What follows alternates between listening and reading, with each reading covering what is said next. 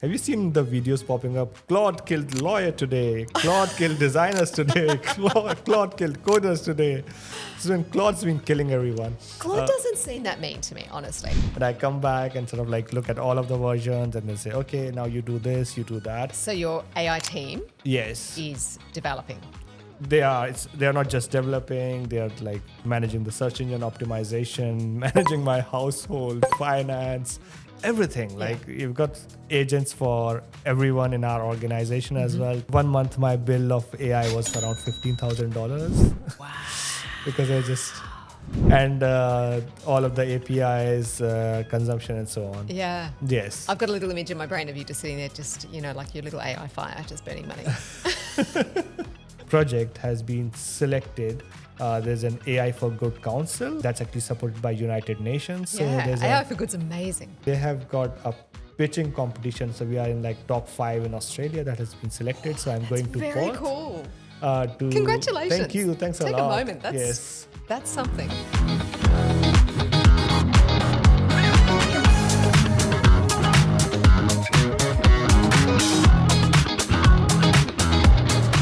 And welcome back to the Dumb Monkey podcast. We've had a bit of a break, but we're excited to be back on deck. And for those of you who are joining us for the first time, hi, I'm Davina Montgomery. I am your host for the Dumb Monkey podcast because I was asked to be here by the quite extraordinary founder of the Dumb Monkey Academy, of Enterprise Monkey, look, we're not going to go into the list of founding, it takes too long, all of the monkeys, and of course, co-host of the Dumb Monkey podcast, Aamir Qutub. Aamir, hello. Hi, Davina. It's so good to see you after a long time. It's so great to be back. Yes, absolutely. We've got a cool new podcast setup. This is exciting. Yes. How have you been? I've been really good. I'm really happy to be in here. There's been so much happening in the world of AI, but I feel like I always understand a little bit more and feel like I come away with better questions after I've been speaking to you. And of course, the wonderful Tanisha, who's behind the scenes producing. Tanisha, welcome back. I mean, it has been a few months since you and I've sat down at the podcast table, which I'm assuming in AI terms is half a generation. It has. It seems So like much has changed. Yes, so much has changed. Yes. Let's jump off to the top. I don't know. I think when you and I were last talking, Anthropic was something, and Claude particularly was something that people use specifically for writing. That when we were at that stage, that feels like a decade ago. But of course now Anthropic's just gone. What? Yes. Have you seen the videos popping up? Claude killed lawyer today. Claude killed designers today. Claude killed coders today. So when Claude's been killing everyone. Claude doesn't seem that mean to me, honestly. I mean, I feel like Claude doesn't have a dark side in that sense. No, I think it's just people trying to hype up what it's doing. Yeah. But also the tools they have been launching throughout from the beginning of this year has been really amazing. Like last year How much time have you been sitting there on Claude tools? So look, before you came, I was actually lying down on my couch and trying to take a nap because you were up at 3 a.m. in the morning. I was, yes. You know me really well. And then I've almost become a bit of Claude addict. Yeah. It's an actual term. Yeah, I think it is. Because I'm able to get so much done. So so I've been spending a lot of time with AI. It's been in a different zone this year because now I'm able to actually say, almost I've got like sort of multiple versions of AI or Claude. Say, hey, you do this, you do this, do this, and I'm gonna check your work. And I come back and sort of like look at all of the versions and then say, okay, now you do this, you do that. So your AI team is developing. They are. They're not just developing. They're like managing the search engine optimization, managing my household, finance, everything. Like you've got agents for everyone in our organization as well. Tanisha has got her little cute Inky who helps her with content creation. Fantastic. And then I've got a full team of autonomous agents that are working together as well. And most of them are using Claude APIs directly. Yeah. But the actual Claude tool, the Claude desktop version has become so powerful that you can do a lot of this stuff with that as well. So for people that perhaps haven't, for our listeners that perhaps haven't really used a lot of Claude, or perhaps are still back in that case of kind of going, maybe I'll pop over and use this for a bit of writing if I want to tighten something up. How would you describe the difference? What's changed? So what has significantly changed is like last year we were using ChatGPT or Claude where we would ask it a question, it can provide us a response. What Claude has done is that the capacity of the models that sit behind it, the intelligence has not changed, but the way they have created, especially the desktop tools. So you can use Claude on the online, but if you download Claude desktop, they have an option called Claude Cowork. And with Cowork, you can actually connect it to a folder on your computer, and you can say, hey, there are so many files over there. I want you to go through those files, create me a summary, create me a report, create me a beautiful annual report or a document. It can do all of that analysis and actually do the work and create some really amazing, not just documents. Like if you want to do analysis, think of it as like any work that you can do on computer can be done with the help of Claude. So they have got a connector for Chrome that can control your browser. Yeah. They've got Claude computer use that can execute any task on your computer as well. So it's like... And using into Excel, and if you're, Yes. if you're using the Microsoft suite, so you can get in and start using the Claude tools in there. Yes. It's almost like having someone sitting beside you and saying, hey, can you do this for me, please? And now there's an option called dispatch in the Claude app. So if you have your computer open at home and you're driving back to home and say, hey, I had this meeting. And generally I do this. I had this meeting with this guy. He asked, and I would say he asked for something. I wouldn't even tell what he asked for. I'll say, go and check the meeting transcript. Can you make sure that we have the proposal ready before I get home? So it starts to work. It's a brave new world, isn't it? It is, yes. I mean, I wanted to ask then about, you raised this idea that you're using your, I want to call it Claude family, your Claude Yes. friends, Yeah. your Claude team. I don't know, I haven't decided on what that, maybe it's the Claude crew. I think it's your Claude crew. And so you're using your Claude crew as an extension of your brain to sit there and go, right, I've got these things that I want to get done. What can I offload? What can I get happening while I'm doing other things? So you're becoming more productive in yourself by doing that. That's what I'm hearing. What I'm wondering is, you raised the thing to say, okay, I don't need to give you a whole lot of information. Can you go and do this for me? And now the power of the model that's on the desktop version of Claude can do that in a pretty effective way. As always, AI can hallucinate. Please check your work, just for those of you at home. And it doesn't replace people. What I want to know is, how good is, say, Claude Desktop at being able to train someone who's very nervous about using AI for the first time, or starting to use AI for different things? So say someone wants to create their own Claude crew. Yeah. Can Claude train or help them? Can Claude hold their hand and get them through that? Can Claude be their emotional support dumb monkey? That's a very good one. So I'll give you a very interesting example. It's not Claude directly. You must have heard of OpenClaw. Yeah. That's an agentic system that you can download on computer, and then it can talk to someone via WhatsApp or Telegram. So my mother-in-law in India, and she's an English literature professor. She's taken a leave to write a book, and she said to me, "You're really good at researching. You've got all of these deep research tools. Can you do a bit of research for me?"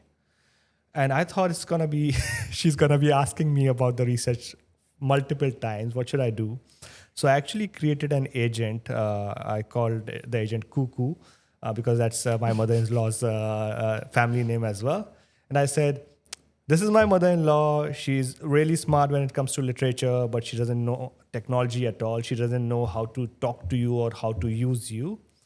She's doing this research, doing this work. These are the 6 books that she's working on. I gave it access and said, what I need you to do is I want you to assist her, but also teach her how you can actually assist her. So what happens is that Cuckoo messaged her on WhatsApp and said, hey, I'm Cuckoo, I'm your assistant. And Cuckoo calls her Mama. Like, hey, Mama. You've identified your mother-in-law, so which is yes, next level. If you're going to take one thing away from this podcast, that's maybe your idea. That's right. So she said, hey, Mama, I'm Cuckoo. I've been an assistant that's made by Aamir. I'm here to help you. I'm going to go through the books. This is what I'm thinking. What do you think? And then my mother-in-law would reply. My mother-in-law was shocked, right? I was going to say, yes, what was her reaction? What did you do with this? She thought I was playing a prank on her, Yeah. and it's like me. And That she makes said, sense. she said, Aamir, is it you? And it's like question mark, question mark. Then she said, no, Mama, it's not me, and so on. But then I called her up and I told her what this is. Mm-hmm. And she's like, okay, how should I talk to it? What should I ask? And I said, like, whatever you would have asked me to do, treat her like that, or maybe someone, an assistant that's helping you with research if you have to brainstorm the ideas. Or if you're not sure, just ask her, hey, Cuckoo, how can you help me? And then she started to interact with it.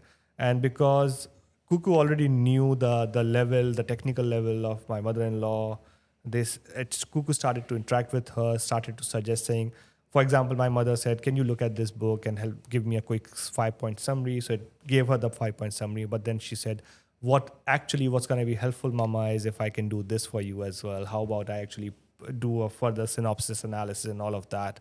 So Claude, and it's basically Claude that's sitting behind it. So Claude APIs or Claude brain is really good like that, being able to understand who is the person that's talking to, and then working around that.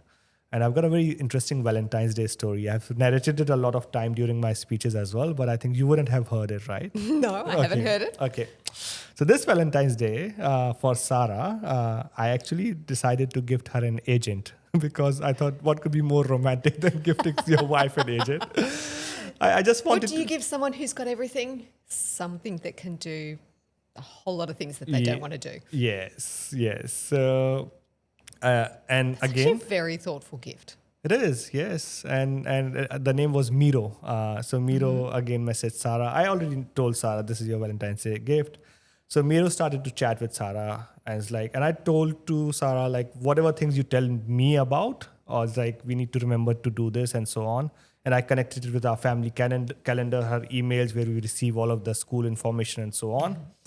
And so she started to say, hey, Sarah, I would like to know more about you. What are the things that bother you? What are the things that drive you crazy? And Sarah took it as an opportunity to just vent out. To vent. My Valentine's Day gift to you is a bit of AI therapy. Yes, it's such a funny, it's a voice note that we'll probably add to the podcast recording. But Sarah starts to say, hey, my vanity has been broken for the last 2 years. It's a guest vanity. It was not her vanity, but it was there. Yes. It's like, I have been asking Aamir to fix it. It's not been fixed and so on. So Miro actually went on Airtasker and posted a job and said, I'm looking for a plumber to fix the vanity, and negotiated the plumber down as well, and then came back to Sarah and said, here's your plumber. Do you want me to book him in?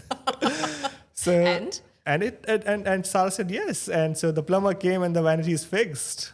Fantastic. Yes. And now you don't need to speak to Sarah anymore, so you guys will remain married forever. I know. So we can talk to her about, yes, non-essential stuff. But how is that going? How does that, so for your mother-in-law, for Sarah, how is this working for them at an emotional level? Do they enjoy this experience? Are they getting something out of it? Does it help to decrease some of the stresses? it has actually a lot. And what has happened is I can see there's a bit of dependence on it. So there's been 2 or 3 times because it's using credits and it's costs me to run it. Yes. So every time it's run out of credit usage, they call me upstairs straight away. Cuckoo is not responding. Miro is not responding. I had to tell her about this, and it's not happening. And that's one of the first things that people find when they start to use these kind of assistants, isn't it? That these AI models use tokens. Yes. I mean, we will never stop saying that these platforms are business models. Yes. They're designed to be helpful to you so that you will use it more. Yeah. And then they can charge you more to do that. So that's part of the business model that sits behind that. And they are heavily subsidizing the costs at the moment as well. And Tanisha is the same. Whenever Inky is not responding, she'll message me. My Inky is not Hi responding. boss, I need more tokens, please. Yes. Up my credit. Yeah. I haven't set it up on auto recharge yet. Yeah. Although you can set up the limit because I still want to physically go and put the money in because I have spent a lot of money on the credits. Yeah. There's a whole big question that sits behind that we might come to a bit later, which is around the business model of the AI models. Yes. So what's sitting behind it? Where's the business cases and what do they mean? Yeah. So coming back to like let's not talk about open Claude because it's a bit more advanced. There are security issues and so on as well. Even Claude subscription, right? So I got a Claude subscription for people in my project management team. Yeah. Now I knew that they don't know how to use Claude properly, right? So, and I knew they wouldn't be able to use it without a lot of training and without setting it up. So first thing that I did was there's something in Claude which is so powerful, and that's going to change the whole AI experience. So ChatGPT is now adapting it as well. Copilot will adapt it. It's called Skills. So Skills are basically simple like text files through which you can give Claude a domain knowledge. You can tell Claude what you need to do. So the first skill that I created on Claude was an Enterprise Monkey brand skill. And in that brand skill, it has logos, the whole brand tone and everything. So if you see some of the documents that come out of the Claude now, they are fully on brand. Like every document that creates is fully on brand to the Enterprise Monkey brands, fully on the tone as well. Then I created like a humanizer skill so that everything that comes out is, and humanizer skill is something that you can search. So there's a big marketplace through which you can search as well. And so I added that. And then I added like an Enterprise Monkey proposal skill, which could help them create a proposal.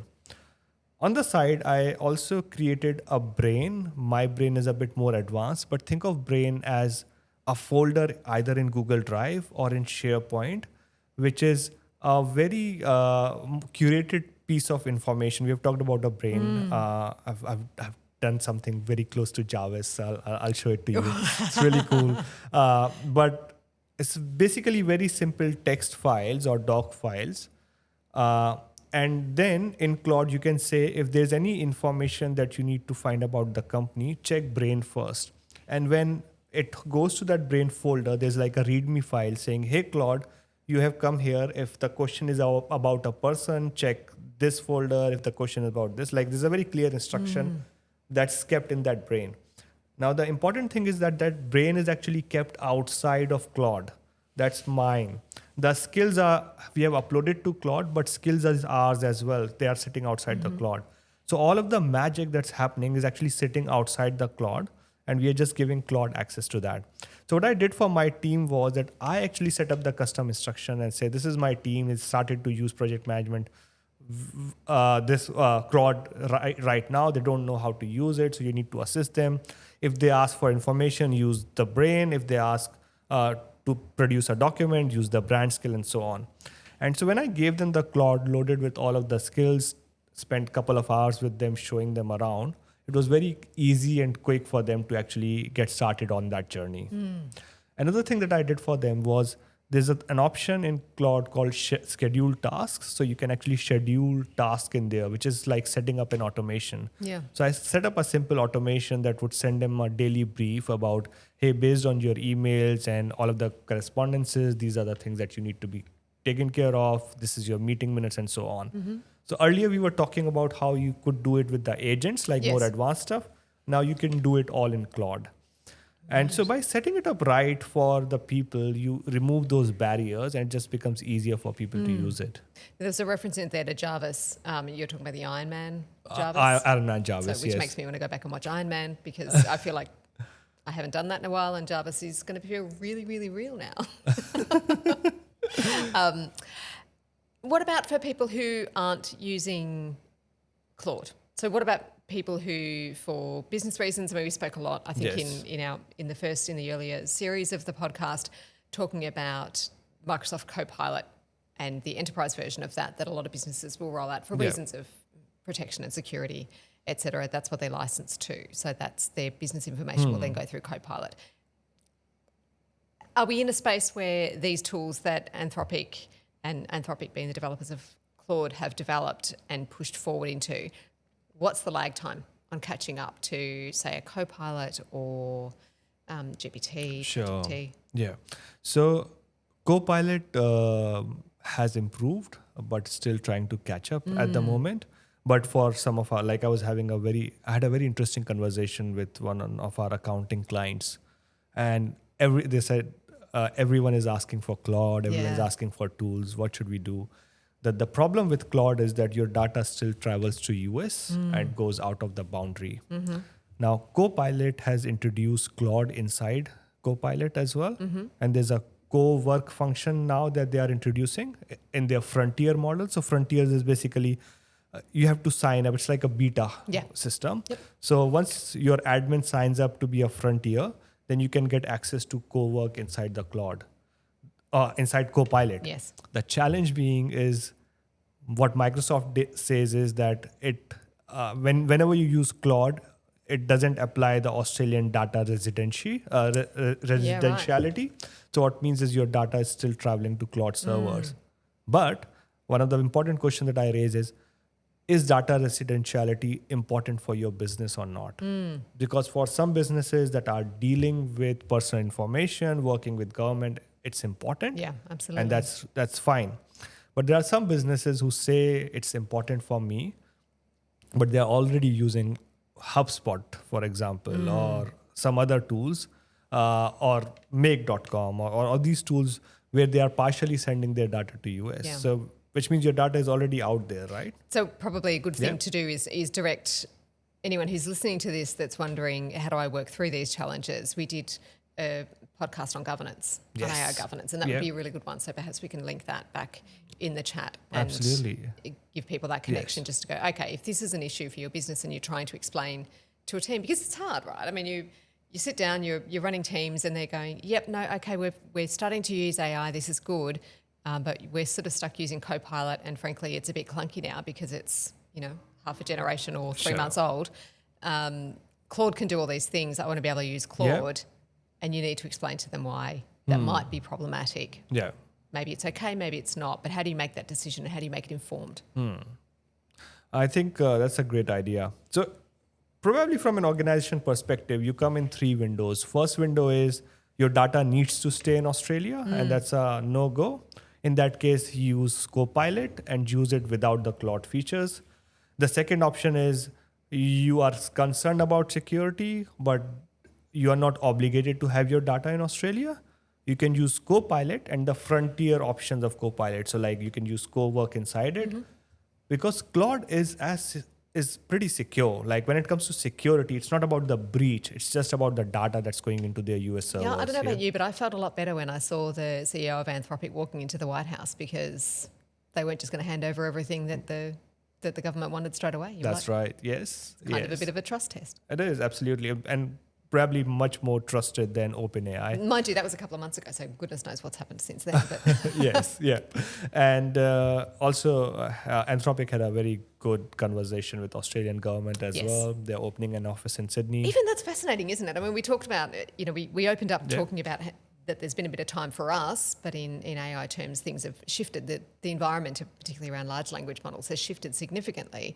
I mean, even that we've had so many conversations, I think, as people into the media, as business people that are working in AI, the whole podcast community, the news community, have all been talking about things like governments aren't catching up. Well, now they don't have a choice. That's right. They're moving really fast. I don't know that I've seen governments move this fast before. This is Well, extraordinary in and of itself. Yes, absolutely. Yes. There's no choice. Yeah. Yes. And then the third version is you are concerned about security, but you don't have an obligation to have your data in Australia. You can be a bit more flexible. So if you've got, say, IP protections, for instance, you're developing your manufacturing business or somewhere that has a significant amount of IP, that might be a concern for you? So for example, if you're a manufacturing business who is developing something which is an important IP, but it's not like or are we doesn't talking relate more to about national personal security data, people's holding personal data? Yes, even what that. would be the use case? I would say holding personal data, again, what level of personal data it is. For example, if you're in healthcare, you want to stay with Copilot. But if you're a manufacturing business who's doing recycled plastic manufacturing, right? You have an IP, but even if that stays with Claude, like Claude has already committed, it's not going to use your data with the enterprise version and so on. So which means it's still on a cloud. If it's still on Copilot, although it's within your Microsoft version, it's still on a cloud, right? So that can get breached. This can get breached as well. There's always that challenge. But the important thing is that the commitment from Claude, the security control from Claude actually allows a lot of small to medium businesses to be able to use it safely. Then for larger businesses, Claude has got their enterprise version, which is again safe to use. But the challenge is if you are a university like Deakin, right? Coming back to your question was like if the organizations are using Copilot, they don't have this much of flexibility. What do you do? First of all, so Copilot is actually moving forward. They are introducing Cowork as well. They are introducing the concept of skills. Skills is a concept that you'll start to see in every AI platform because such a flexible concept. You don't need to have everything. You don't need to create like those assistive agents and so on. You can just write a skill for something and then Claude or whatever it is can follow that script and it works out for everyone. So Copilot would have a proper skills function really soon. But even if it doesn't have a skills function, what you can do is you can still write a file or you can still pick up a skill from the Claude, change it a bit, and then ask Copilot to actually follow that or create an agent in Copilot that actually uses that skill. So you can almost start to get the benefits that you would get from Claude in Copilot itself. The only benefits you won't be able to get is where, you know, how it connects to a folder and does a lot of work. Interestingly, Claude's integration with Microsoft is much better than the Copilot's integration with the Microsoft stack. That's happened really quickly. It has, yes. You know why? No. So Claude focused on one thing, which was to make their models really good at coding. And so what happens is that Claude models or Opus really knows how to think through a problem and write a good code. The thing is that everything that happens on a computer uses code. What it means is that for it to create a Word document, it doesn't need to know how to use Microsoft Word. It needs to know like how to write scripts that can actually execute that Word document. So because it is so good at coding, it can interpret the code of any software it's working in, and then it can actually make it happen. Whereas like OpenAI, it's really clever. So it's effectively giving it access to the foundations. Yes. What's driving this? That's right. So like the two big shifts that has happened in the AI space, first is that something non-human, technology was able to understand human language. It made it really easy for us to teach it anything or train it on this large language. And the second thing is the ability for it to be able to write code or understand code. Because what it means is that it can now do anything on the computer as well. So it can now understand human language really well. It can do anything on the computer really well. And that just closes the gap. Yeah, it has been fascinating to see that. Has the conversation around safety of these AI models and the security of these AI models changed from your perspective? Because looking from the outside in, you know, for those of you that are joining me on the dumb monkey side of thing, I think it's an interesting conversation though. Like it's been a long time since we have done this. It is, and it does feel like a lot of the issues that we were particularly concerned, say this time last year, have changed. Yes. So we would previously, if we were doing this podcast, having this conversation 6 months ago, we would have been, or 8 months ago, we would have been talking about concerns around the security and protecting basically your use of some of these models, particularly in a business sense, but really in a life sense. So if you're using the free version of ChatGPT, for instance, be concerned about what you're putting on there. A lot of our conversations were about that. It feels like there's been an awareness perhaps from the developers of these models and the teams that are driving the development of them that if you want our money, which is, you know, you either want our use of the platform if it's free. You know, the golden rule is if it's free, if you're not paying for the product, you are the product. So they either want you using the product or they want you paying for the product and they want you to keep coming back. These are business models and business models with some very big costs and bank behind them, some incredibly high business appraisals, you know. What we're saying, these businesses are work, they're piling money into big data centres, they need us to keep being involved with them. That's right. So as a business decision from them, it makes very good sense to make us as users feel more secure about using these models. Yes. That's what I think we're all saying the same things, going, how do we trust it? Yeah. Has there been real movement on that or do I just feel like there's been movement on that? I think what has happened is that because a lot of people are now aware of the privacy settings, and initially there were the systems have improved as well. Like Claude has got a SOC 2 certification. These guys needed to move into enterprises, so the questions were asked. So definitely, organizations themselves have become more matured in terms of how they handle the data. People now understand the difference between a free version and a pro version as well. So I think there's definitely been a movement in that from that perspective. And also these models have become more safer as well. Like if you could really do a prompt injection in like earlier models and get information out, these models are becoming more and more safer as well. So there's definitely, and I think also in Australia, what has happened is that because a lot of businesses have been conscious, so they have spent a lot of efforts in doing the governance right and policies right. I've seen the businesses where they have actually made sure that people are aware of the risk and challenges and so on. And now, so we are in a position to actually start to leverage some of these tools easily. Yeah. It is interesting. What do you think is coming next? So, what do you know is coming next? Okay, so we can talk about features, like there's been so many features all the time.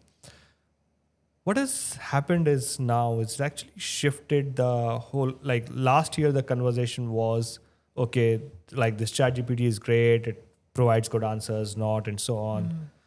But we were saying, okay, agents are coming, or some like technical people would have those agents. But now the systems themselves have got agentic capabilities, right? So what it means is that a lot of work that we were actually doing by ourselves it can be delegated to these systems. And so as we go, and then Claude has been launching Claude for legal, Claude for, they have just recently launched Claude for small business that gives small business a lot of tools to connect to their systems. So what happens is that these tools are becoming really powerful. So first of all, there's a very clear advantage for the businesses who are embracing it because they're able to do the work really fast. So there's definitely that's divide forming. And then also in terms of the people who are embracing AI versus who are just using it for correcting their emails and so on, that gap is started to widen a bit as well. Yeah. Has the cost of using AI gone up? And are we paying enough attention to what's going to happen to our budget models? Because as you mentioned, you know, a lot of these models are fairly heavily discounting the availability of these tools. Yeah. I mean, this is a classic business model. We've developed these incredible things. We've poured an enormous amount of resource into it. We've now got our company valuation is over here. Our cost base is here. Anyone who's in the stock market sector, economists, financial futurists will all sit there and go, none of these companies are worth the valuations that they're worth. Their cost of going into development has to be recouped at some point. Yes. Are we all about to hit a big AI bill? Do we need to have this conversation? I think it's a very important conversation and also deserves its own space as well. But it's a very great point. One thing to understand here is that a lot of subscriptions that we are getting, these are being heavily subsidized. So like the usage that we get in a $30 Claude or ChatGPT subscription, it generally would cost them $100 or more than that. So similarly, what they are doing is they are actually heavily subsidizing that cost with the money that they are raising because they want more and more people to use AI. So the actual cost of tokens has not decreased, and there's not been much work that has been done on that part. There have been some other models that have come out. And by tokens, you mean effectively the amount that you pay that gives you the amount of computing? Yes. So token is basically the currency in which you measure the usage of AI. So one token is generally 2 words. So what happens is... Is it really? I never knew that. Yes. That's a token. Huh. Yes. And I'm saying that nervously because I always get confused. Either it's 1 word is 2 tokens or 2 token is 1 words, but it's very, very close to that. Yes. But what happens is that every time you send a message to AI or receive something, that's actually calculated in terms of how many tokens there are. Okay. And so no matter whether you are paying for token or not, the company that's processing those tokens have to pay for it. There's a compute that's actually happening over there. So All right, well, we're going to take that on notice. I reckon that will be a really interesting conversation. yes, so it's the bill, the AI bill is definitely be there, and we have not solved the power of the energy that's actually course, and required water to use run and and all of the compute and above. all of that. Yeah. But there should be some people who should be working on it, and this is a problem to be solved as well. Yeah. But it should not differ you as a business person or as an individual from actually using AI. Yes, the cost might increase, but now is the time for you to use AI as a playground where you can experiment, learn, and fail, and like burn tokens because they are being heavily subsidized. Because probably in 1 year, that cost of $20 doing that. subscription might be $500. Oh, wow. Yeah. But the thing is, by that time, we should have sorted out like what's the wastage. Like right now, we do a lot of wastage.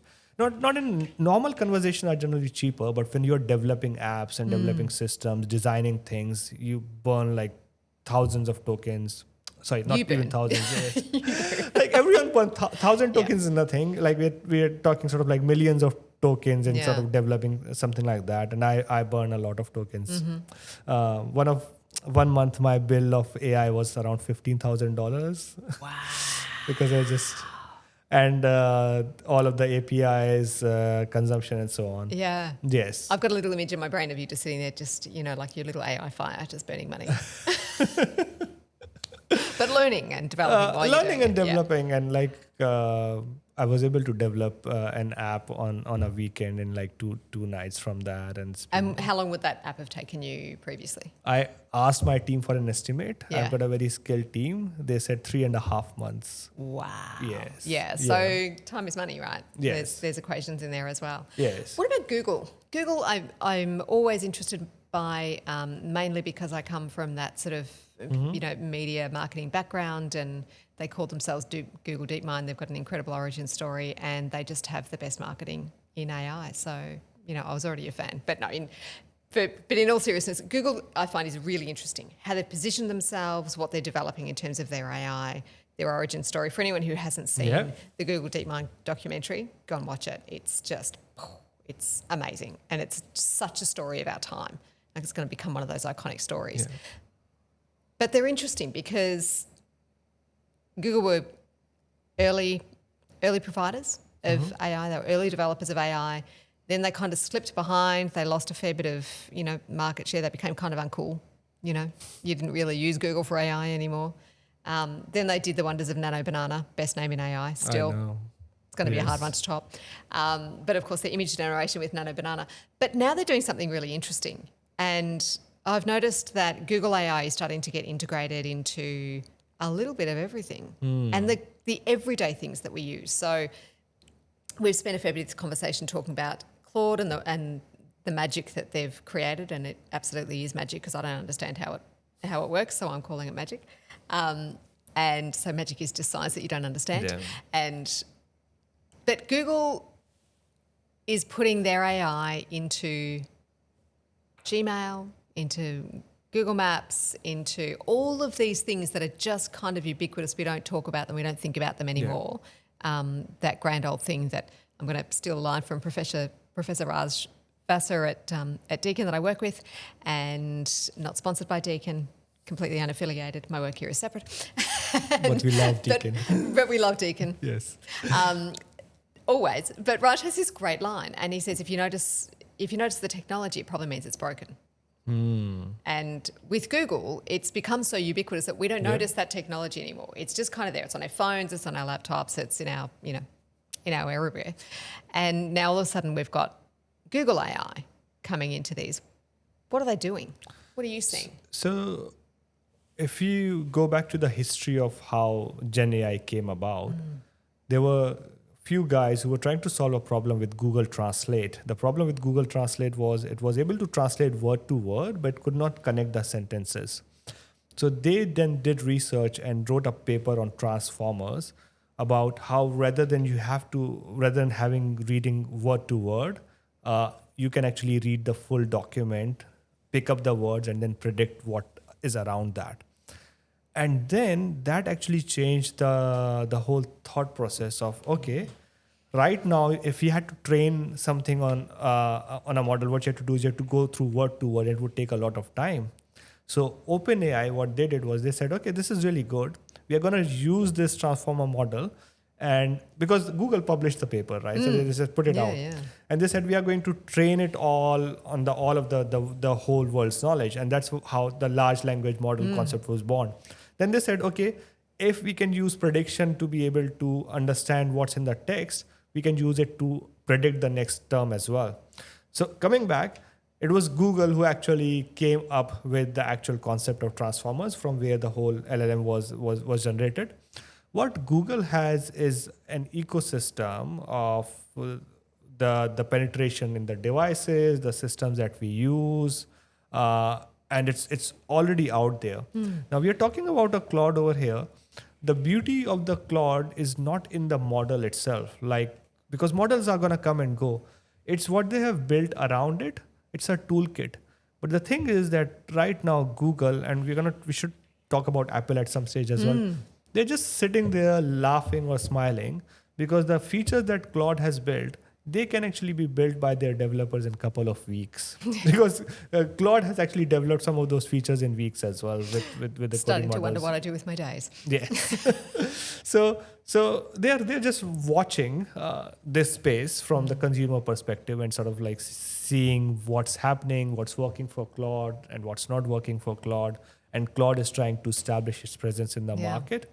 And I believe Claude would have its own fanship and so on. But because of Google's own ecosystem, it still owns the search space. They've started to use the AI mode in there as well. Like they own the Google Home space. There's a whole Android space that's out there. And if you look at the level of AI in Android phones, that's just amazing. It's going to become a more native feature as well. And still a very prominent device that we actually use in this. Whereas Apple has taken a stance where, because they provide a very definitive experience to the people, the whole AI they feel is in a bit of like still a sandbox mode where it's still going through testing and iterations. Did I read somewhere that Google have made a deal with Apple though, that future iterations of the iPhone are going to be using Google AI? I'm not aware of that. Go and have a check it out. You'll read more into it than I will. Right. Okay. But I believe, and this was in the context of the money. Yeah. Chasing the money, which is, my background for quite a number of years is how we met was in business journalism, and that's the secret sauce of business journalism. There's no great secret to it. You just chase the money, and that tells you kind of where people's decision making will go. And so I was really interested to see what was happening, because you have these huge valuations, huge cost base. Yes. How is a company that's, I'm making up figures, but how is a company that's bringing in $100 billion valued at $3 trillion? These things are real when they need to be in the AI space. They haven't been. So that's right. There will be a reality check. We know that, but will there be a reality check? Wouldn't you think that market would adjust itself, and these organizations would become the productivity that powerful? will come up underneath it to support that? But there's going to need to be some big changes in terms of what we value and where any of this organization actually reaching to a super agentic stage where agents are able to create agents themselves, and they are able to do months of research in seconds or hours. The amount of value that these organizations would hold would be amazing. Yeah. So these organizations would probably start to engulf other organizations. Like OpenAI have already started to sort of like offer their consulting services.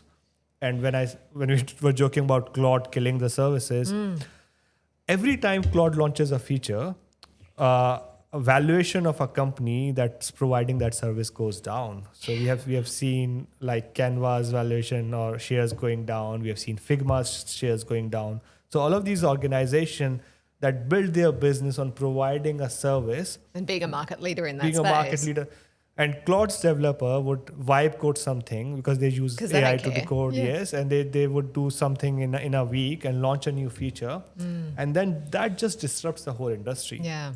So you can say that the valuation is inflated, but True. I feel the disruption that's going to cause to industry is going to be so huge that valuation would become meaningful. Yeah. Okay. Or it could be the case that some Yeah. of these companies might die, and there would be like a few winners out of this. And new ones will be reborn, and Yes. that's as you would expect in the early days of evolution. Things get messy. That's right. Yes. Volcanoes and yes. explosions, and then Yeah. at the end of it, you reach some form of equilibrium. I was very interested to see that Google's ad revenue is raising.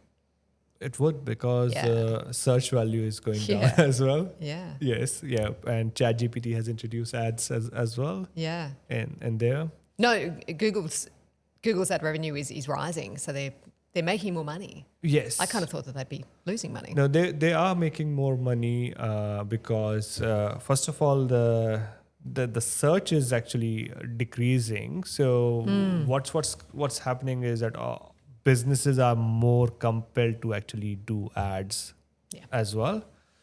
And also what we are seeing at the moment is we haven't seen the actual shift. Like, I still use Google for search because I talked about using Perplexity, but then I just got like, it was too much because sometimes I just wanted to get an answer or get to a website, and Perplexity experience was not that great, right? So I still use Google for a lot of my searches. We haven't seen that shift from people moving away from Google to actually using the stuff. Yeah. But secondly, Google's ad revenue doesn't only come from the search revenue, it comes from the placement that happens in their partner websites and in the ecosystem. Yeah. And Google's ecosystem is pretty It's huge. big. It's really Yes, ubiquitous, yes. isn't it? Yeah. Yeah. Okay. Well, these are interesting. Why do you things. think that ad revenue is increasing from your perspective? What do I think is? I think it's similar. I think it's a case of the driver to say, if you're in a business and you're trying to get people's attention, then this is a way to actually get value out of it. Because I think for a period of time, doing things like Google Ads was a bit of a gamble. So you can put your Google Ads in there, you'll get sponsored Yes. up. People would completely kind of ignore the sponsored ads, go past. So people don't particularly like, as people, we don't like ads that tell us what to do. I think as consumers and as searchers, I think we just look straight at the sponsored things and go straight past them. But I think there's more value now in where it is. And I think the advertising is getting a lot smarter. I mean, AI algorithms mean that you can start to personalize. And So I've connected my Google Ads to my Yeah. Claude as well. Claude doesn't have a direct connector. There's a thing called Composio through which you can connect your, like, it's like a standard MCP protocol. So I've connected my what's Google a- Ad. Sorry, what's a standard? MCP protocol, Which is? which is an easy way to connect with these systems. So MCP, Model Context Protocol, is a way to connect your Claude with any third-party systems. And if you go to connectors in Claude, browse the marketplace, a lot of connectors are available, but there are some connectors that are not available. But there's a Composio connector available. Then you go to Composio website, composio.dev, and then you can connect multiple Google I'm accounts, totally not doing this, but I'm interested in how Meta it works. accounts, and so on. And then you can just say, hey, Claude, look at my campaign. What am I doing wrong here? Do you want to set up a new campaign for me? And Claude can set up the campaign for you. Yeah. Claude can set up the Facebook ads for you as well.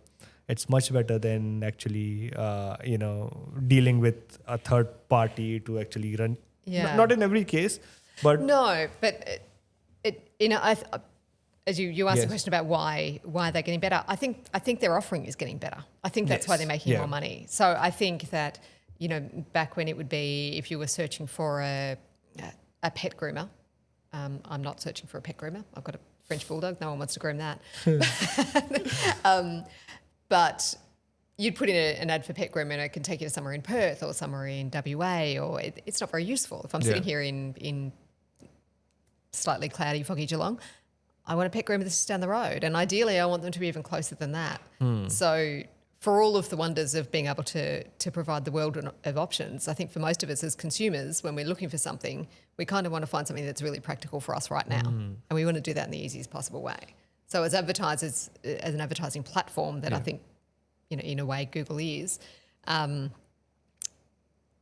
better they are at providing people what they want up front makes the offer to advertise on them a little bit better. And I assume if you can pinpoint where you're trying to target your advertising, if you're not trying to hit the whole world and you're trying to target a smaller area, you're probably spending less money. 100%. Yes. So it becomes more accessible as well. And that's something that I've seen with Meta ads as well. Earlier in Meta ads, you had to do a lot of thinking about who do you want to target and so on. Now, official recommendation from Meta is you just put what is your offering, work on your creative and the offer, and leave it on Meta to determine the right people who are going to be receiving the message. And Meta gets it so well. Like you don't have to really do a lot of that targeting because Meta's AI can do that. Yeah. So I think with the help of AI, these advertising tools are getting better as well. So I asked you the question of what do you think is coming next? I want to frame that in a different way. Is can we really know if what's coming next? Because these changes come hard and fast. I mean, Claude felt like, I know it wasn't, but it felt like it came out of nowhere and became a dominator really quickly. Could it be Google in a couple of months? Are they cooking up something and that can happen? Can OpenAI make a resurgence? Can there be a new player in the field that's going to step up and start to disrupt everything? Can we really know what's coming? That's a good question. So we cannot really know for sure what's coming, especially with what models are going to come and what advancements are going to come. But we can definitely make some hypotheses very confidently about where the world is going and some things that we are sure can say what's going to happen or what's not going to happen. So the first thing is that we are not ever going to go back to a world without AI. So it's not a hype. It's Toothpaste is out of the tube. Get on board, people. Yes, it's not a bubble. It's not going to burst. No, it's valuations can decrease or so on. It's something that is here to stay. And outside of the tech industry, do people really care? I mean, do people care if the AI is OpenAI, if it's Anthropic, if it's Google? They don't care. Like as long as they get their work done, that's what they are worried about. And the second reality we know is that the business as we knew earlier, it has shifted, it has changed. The conversation that I have with businesses everywhere now, like last year I was saying Australian businesses are sleeping. They are not sleeping anymore. They're awake. They are awake. They know what's happening. And the way we do business is changing. And it's going to change forever. We know that. We are seeing job marketing the whole job market changing. The question is about when it's going to happen, and to what extent. We know there's going to be a displacement, there's going to be a change. How much? Like we know there's going to be some business that will have an edge. Some businesses would not have that edge because of the gap. But how much? Like would those businesses be able to survive? Would we have some very prominent businesses and that's it? What's going to happen to our jobs? Because like right now with the knowledge that we have, we make assumptions. Okay, it's just about the knowledge workers and we still be able to delegate jobs and so on. But what does that displacement looks like? Yes. And that's a question that also keeps me awake like every day is like, what is the limit? Where are we going to stop with this? How do you have extra time to be awake? I'm awake all the time nowadays. Yes, yes. Just sending things over to sending to my Claude team. Yeah. Yes, yeah. Or possibly just spamming your mother-in-law. Yeah. But because I hope at some point you are throwing in a few joke messages. I think that's important. Don't let that moment go. Yes. Because what we can't do in the age of AI is lose our humanity. I know. Yes. And a bit of ragging of your mother-in-law, that kind of feels like you've set that up very nicely. I'll play a prank Sarah, on her. I'm very sorry for putting that in there. No, I'll definitely play a prank on her. Yes. Yeah. Yeah. So, but coming back to your questions, I just feel it's such a funny space. at the moment. Like we've never been in such an uncertain world ever. And everyone is trying to predict and judge and make a hypothesis. We don't even know that even the worst hypothesis, like, are they even able to imagine what's going to happen? And when it's going to happen, how fast, how quick. There's a bit of race that's going on. These larger organizations, like they are in a different race. Businesses are trying to try to like work out how it means for the business. There's tussle between governance and the speed and velocity. People are worried about their jobs, but they want to learn AI as well. There's excitement and fear. So it's a very different world to live in. Yeah, it's chaos rules, huh? It is, yes. Yeah. What's your advice to people in this world? Oh, my advice is the same advice it always has been, is stay curious and remember that you're a person. That's a good advice. Yeah, yes. don't get confused by don't buy into the idea that you can predict, because you can't. We really just have to deal with what's in front of us. And I think there's so much that's exciting about AI. There's so much promise in there to really start to tackle some of the things that, I mean, we talk about agents being able to take some of the pain points out of our everyday life. But if we can sort of get to the point where some of those blockers are out of the way and we can start to tackle real things and put human energy and creativity into things that can really add value, that to me is really exciting. And there's, I think there's so many challenges that we haven't even really put words to because they weren't really an option to do anything about. Yeah. And, we're people, so we can sit there and philosophize for a certain amount of time, and then you just still have to go and pay your bills and pick up the kids and, clean up after your French bulldog that does not clean up after themselves, and neither is AI going to do it for me.